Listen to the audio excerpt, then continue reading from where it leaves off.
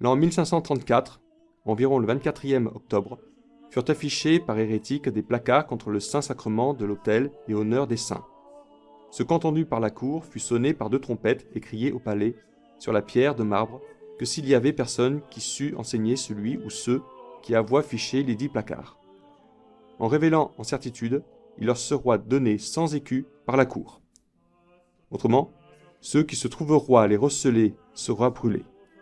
Donc, comme Dieu voulut, la chose vint en lumière tellement que tôt après, ils furent pris plusieurs et menés prisonniers en Châtelet. Le jeudi et dimanche en suivant, furent à cette occasion fait procession générale où fut porté le Corpus Domini, les rues tendues. Il fut bruit que tel placard avait été attaché aussi au château d'Amboise, où estoit pour lors le roi, et que le roi manda à la cour de parlement et au lieutenant criminel d'en faire rigoureusement justice. Fut aussi bruit que, pour ce, le roi avoit haussé au lieutenant criminel ses gages de 600 livres par an, sa vie durant, outre et par-dessus ses gages ordinaires. Exécution des susdites hérétiques et facteurs des attacheurs des 10 placards, et autres leurs complices. Audit an 1534, 10e novembre. Premièrement furent condamnés 7 personnes par le lieutenant criminel à faire amende honorable en un tombereau, tenant chacun une torche ardente en la main, leurs biens confisqués au roi, et à être brûlés en divers lieux et jours. Cette sentence confirmée par arrêt. Le premier desquels fut Barthélemy Molon, fils d'un cordonnier, demeurant en la rue d'entre les 2 portes du palais, lequel Barthélemy estoit par maladie impotent de ses membres et paralytique, et avoit les 10 placards et escriptos. Et pour ce fut brûlé tout vif au cimetière Saint-Jean le 13e novembre. Le second fut Jean Dubourg, riche drapier, demeurant rue Saint-Denis, à l'enseigne du Cheval Noir, qui estoit sa maison à lui appartenant, lequel Dubourg avait épousé la fille d'un riche drapier nommé Favereau, et avoit lui-même affiché de ses escriptos et placards et coins de rue, par quoi le lendemain, le 14e de novembre, il fut mené faire amende honorable en un tombereau devant l'église Notre-Dame.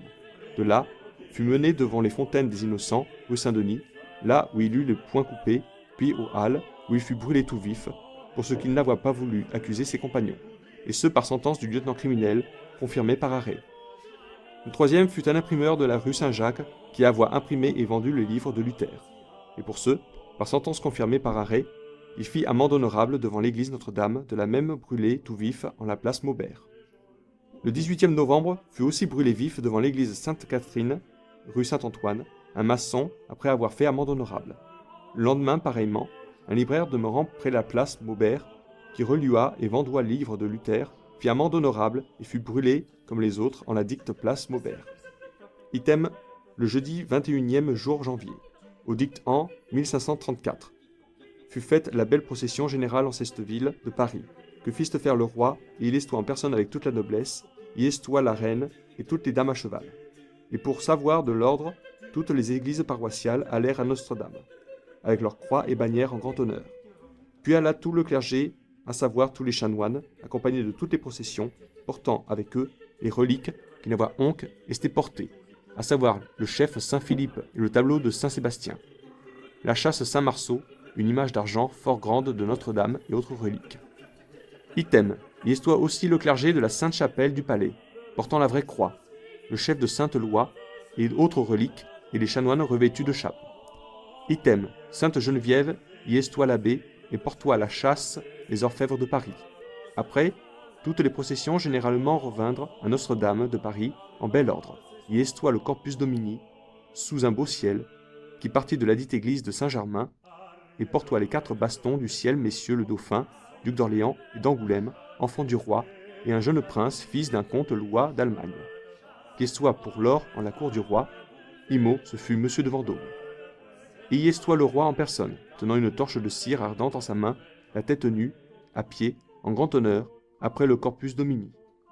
Et avec lui le cardinal de Lorraine, y estoit, tenant un cierge de cire en sa main, et toute la noblesse. Et estoit les rues tendues, par où il passoit.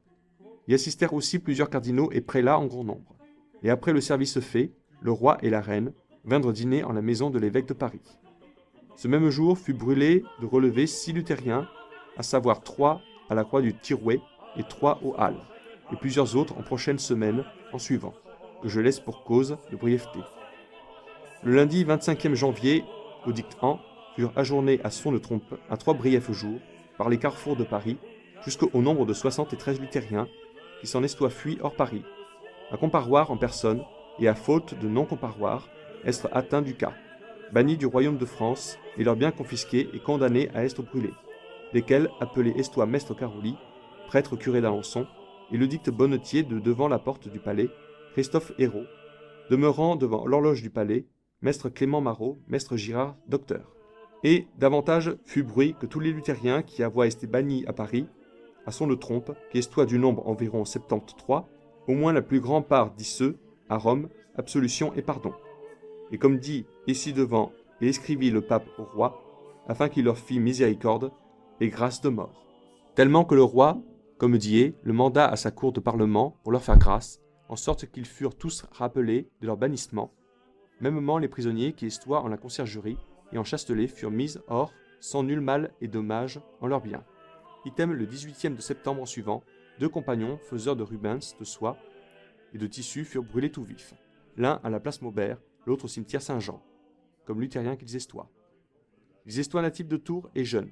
La manière dont ils furent esselés est si et que, comme ils furent nouvellement revenus des Allemagnes et de Flandre en Paris, ils baillèrent à leur hoste quelques livres luthériens à garder en lui disant « Mon hoste, gardez-moi ce livre pendant que nous allons à la ville, et ne le montrez à personne. » Eux, allés à la ville, cet hoste ne se peut tenir de montrer ce livre à certains prêtres, lequel, après avoir vu, dit incontinent, « Voici un très mauvais livre et damné. » Lors le dit hoste alla au lieutenant criminel, révéler qu'il avoit tel le livre de tel, qui envoya sur le champ au logis du dit hoste prendre et amener les 10 jeunes compagnons en chastelet.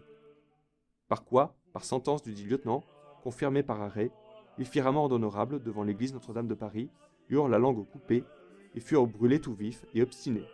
Ils avoient autrefois servi à Paris, il fut trouvé qu'ils avoient apporté de livres d'Allemagne, ils furent trouvés qu'ils avoient apporté des livres d'Allemagne, qu'ils voulaient faire relier et vendre à Paris, ici vouloient secrètement attacher des placards par la ville.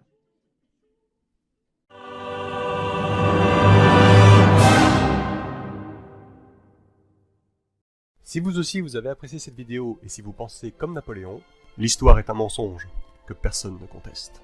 Je vous invite à laisser votre avis, liker la vidéo, vous abonner à la chaîne et pourquoi pas partager cette vidéo. Merci.